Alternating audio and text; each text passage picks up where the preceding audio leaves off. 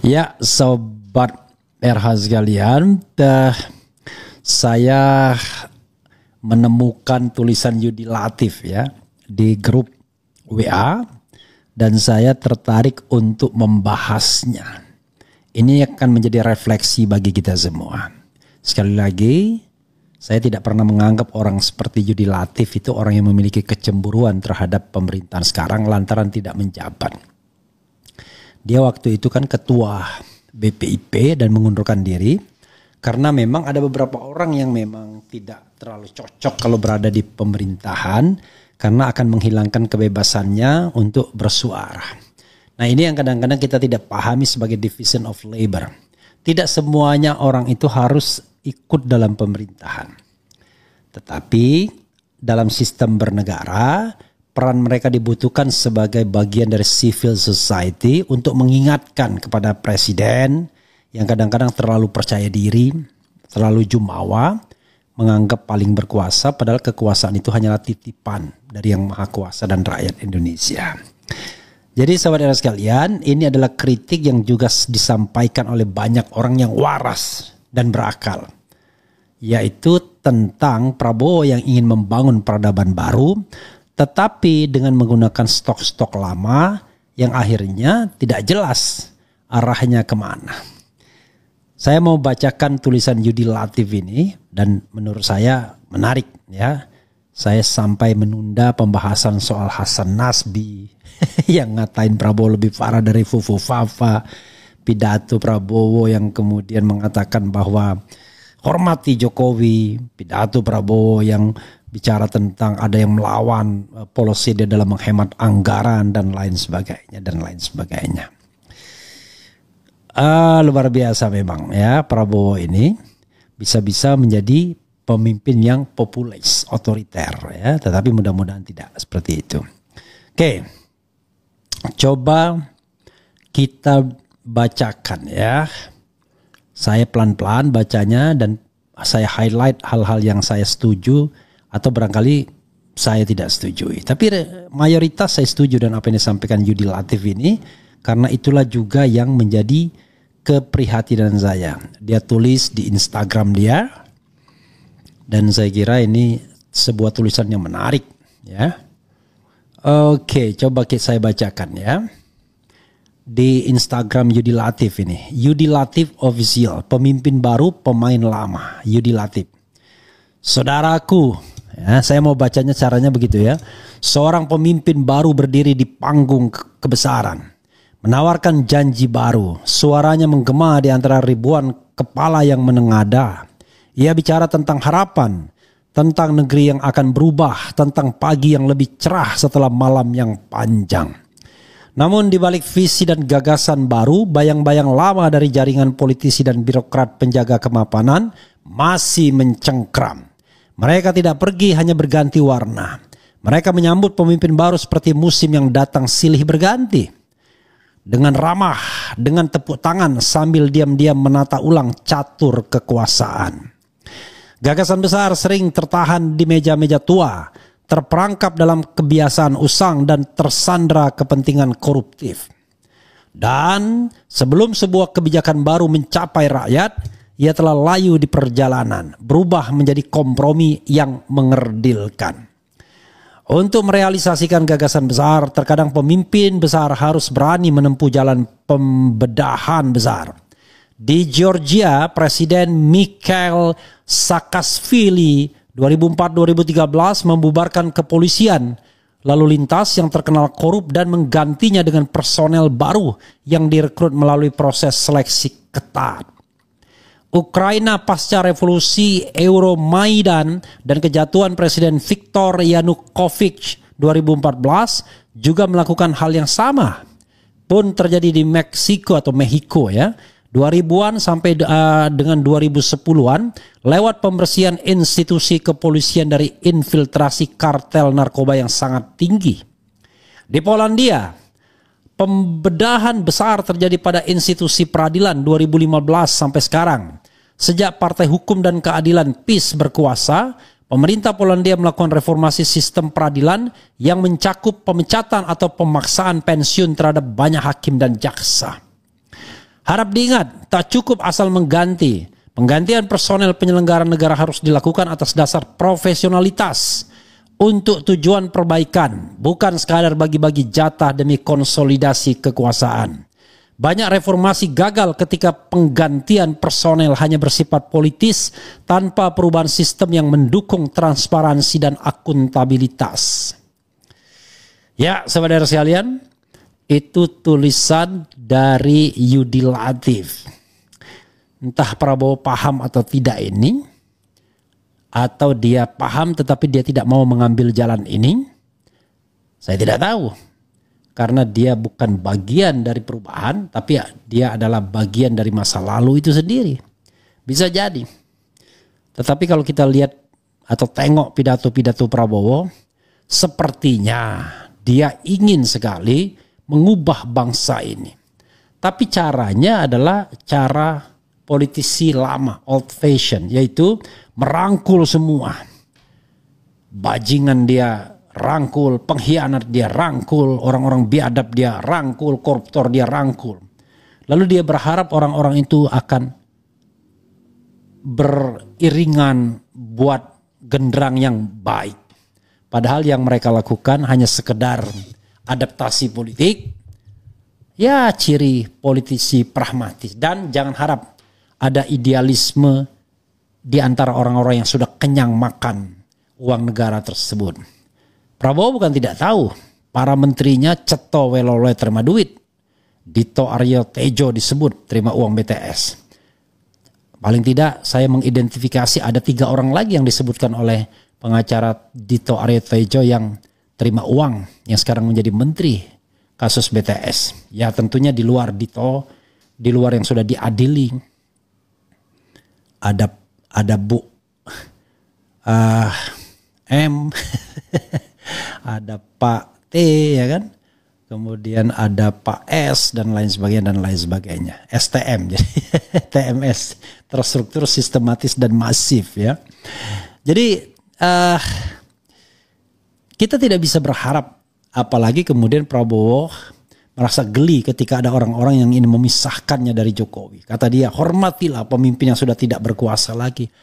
Kita hormati orang yang berbuat baik bagi negeri ini. Tapi orang yang menanam benih-benih korupsi, menanam benih-benih yang tidak baik, ya, tidak mungkin kita hormati karena dia merusak sendi-sendi kehidupan berbangsa dan bernegara. Hukum ekonomi, ya, politik dirusak oleh Mulyono. Lalu kita suruh diam saja bahwa dia tidak berkuasa lagi. Secara formal ia tidak berkuasa, tapi secara informal dia tetap masih yang menentukan 1-2 agenda.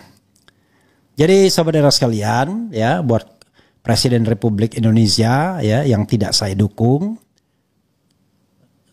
kemarin dalam pemilu, saya tetap berharap bahwa Anda Presiden Prabowo berani meletakkan sejarah menjadi presiden yang membersihkan dunia peradilan, dunia penegak hukum, korupsi dan lain sebagainya, birokrasi. Bukan sekedar menyatukan orang untuk tertawa-tawa bersama-sama, menjadi politisi atau birokrat yang ganti kulit, ganti warna, hanya karena pemimpinnya baru. Jadi kalau Indonesia mau berhasil, buanglah para pengkhianat-pengkhianat tersebut. Cek harta kekayaannya, dari mana dia peroleh. Ya, di mana saja hartanya, lacak. Kalau antara yang dia laporkan di LHKPN dan di senyatanya saja sudah tidak sama, berarti orang tersebut pasti menjadi pejabat publik yang tidak jujur, tidak benar. Banyak yang begitu.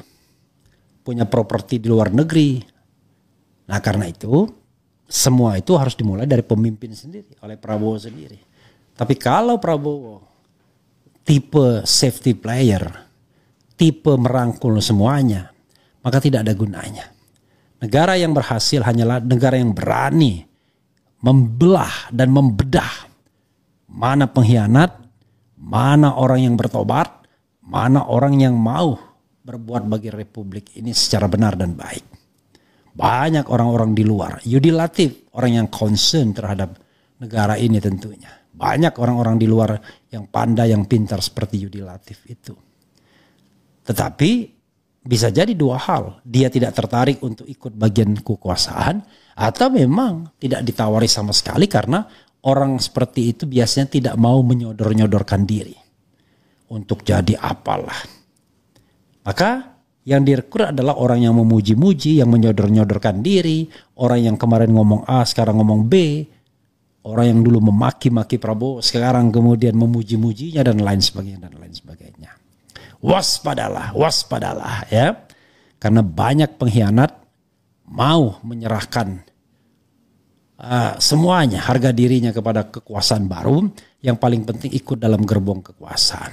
Saya ingat betul ya, ada juru bicara presiden masa lalu yang kemudian menyodor-nyodorkan diri, tersenyum-senyum mendengarkan percakapan Prabowo, berharap direkrut lagi, ternyata tidak. Untung.